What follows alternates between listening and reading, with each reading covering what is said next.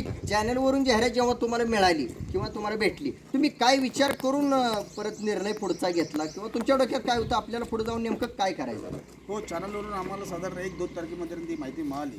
2 तारखेला 2 तारखेला आम्हाला साधारण माझं शेड्यूल बिझी असल्यामुळे मला लवकर भेट देता आलं नाही, परंतु मी येईपर्यंत ती गाय थांबावी यासाठी मी आपल्यामार्फत आणि त्या मालकाच्या संपर्कामार्फत मी होतो.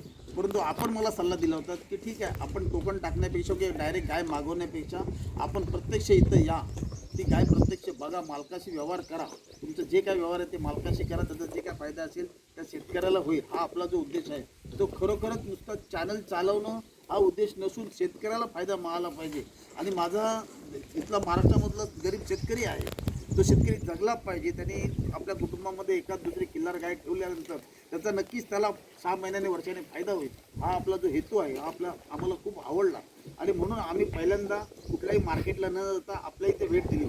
आपला एकंदर हा खिल्लारचा प्रपंच बघितल्यानंतर खूप आनंद वाटला. कारण का आपल्याकडे असणारी ही खिल्लार बैलांची जी ब्रीड आहे, या कालवडींची ब्रीड आहे, कारण का ह्या भविष्यामध्ये हे खूप मोठं नाव करून जाणार आहे. काय मला वाटतं की खिल्लार प्रेमींना ज्यांना ब्रीड बघायची असेल त्यांनी भरत मामांच्या या गोटामध्ये येऊन भेट द्यावी आणि त्यांनी ती पाहावी आणि त्याच्यानंतर त्याने आपला निर्णय करावा असं मला तरी वाटतं. इथं आल्यावर खरंच समाधान वाटलं का? खूप समाधान. साहेब, तुमच्या आयुष्यात असं एका ठिकाणी एवढ्या खिल्लारची संख्या कधी अनुभवायला भेटली नाही, कधीच खिल्लार म्हणजे जवळपास तुम्हाला 25 वर्षामध्ये एका गोट्यामध्ये किंवा एखाद्या शेतकऱ्याकडे एवढी खिल्लारची संख्या ही तुमच्या आयुष्यात प्रथम अनुभवली? हो, प्रथम.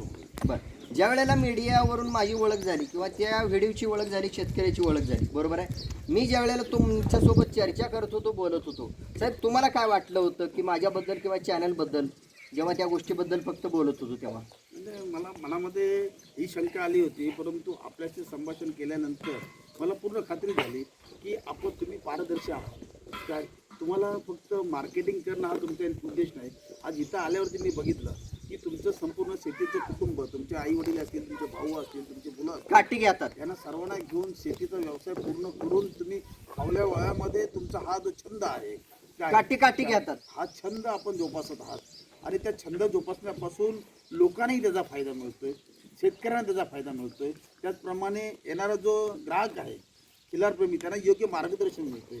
हे आम्हाला इथं आल्यानंतर अनुभव मिळाला. साहेब, प्रथम माफी मागतो की तुम्हाला सकाळी मी लवकर बोलवलं किंवा तिथून निघायचं नियोजन कसं सांगितलं होतं, त्या नियोजनात थोडा वेळ झाला आणि ते कसं मी नियोजन तुम्हाला सांगितलं किंवा इथं आल्यानंतर वेळ झाला त्याचा खरंच तुम्हाला राग आलाय का शिकाय भेटले? जरा थोडं व्यक्त व्हा. नाही, तसं काही नाही.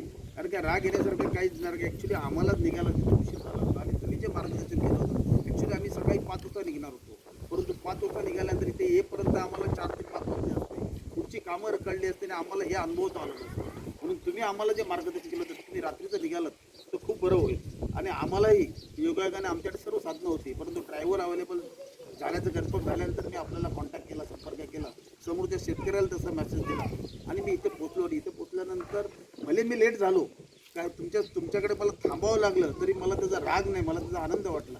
कारण का तुमच्या ह्या गोटामध्ये आल्यानंतर हे जे संपूर्ण बघायला मिळालं. आम्ही 24 तास इथे जरी आम्हाला तुम्ही बसवलात, आम्हाला चहा नको, पाणी नको, अन्न नको, आम्ही या गाईच्या संवासामध्ये राहू शकतो.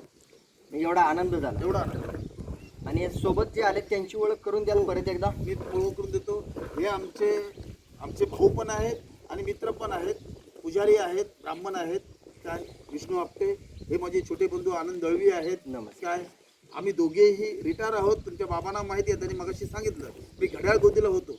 आमच्याकडे 3-3, 4-4 गोदी होत्या. त्याला इंदिरा गोदी म्हणायचे, घड्याळ गोदी म्हणायची, व्हिक्टोरिया गोदी म्हणायची, ती चांभार गोदी म्हणायची. बाबा बरोबर की नाही? बरोबर. काय आम्ही 39 वर्ष नोकरी करून आपला प्रपंच सांभाळून गावाकडचा अनुभव घेता येत नाही, म्हणून तो अनुभव ह्या गोशाळेच्या माध्यमातून आम्ही मुंबईला घेतो. आम्ही लोकांना सांगतो की बाबा कोणतंही देशी जनावर तुम्ही तुमच्या दरवाज्यामध्ये पहा, त्याचा खर्च काहीच नसतो, उलट त्या जनावरापासून त्या गाईच्या सेवेपासून तुम्हाला मिळत असते. आणि आज ते आम्ही प्रत्यक्ष अनुभवतोय. आम्हाला माहिती आहे काय गेले 30 ते 35 वर्ष मला हायपर BP आहे, डायबिटीस आहे. डॉक्टर मला सांगतो तुम्ही पथ्य पाळा, परंतु मी कंटिन्यू त्या गाईच्या सकाळ संध्याकाळच्या सहवासात असल्यामुळे मी कोणतंही पथ्य पाळत नाही. फक्त डॉक्टरची एक BPची आणि डायबिटीसची गोळी खातोय आणि मी नॉर्मल आहे. मला वाटतं की ह्या गोमातेमुळे माझं आयुष्य वाढतोय. काय त्याच्यामुळे हा खूप मोठा जे लोक सांगतात ते सत्य आहे. कारण का ते आम्ही गेले 25 ते 30 वर्ष अनुभवतोय. काय आम्हाला कोणत्याही प्रकारचा थकवा येत नाही, आम्हाला कोणत्याही प्रकारचा आजार पण वाढत नाही.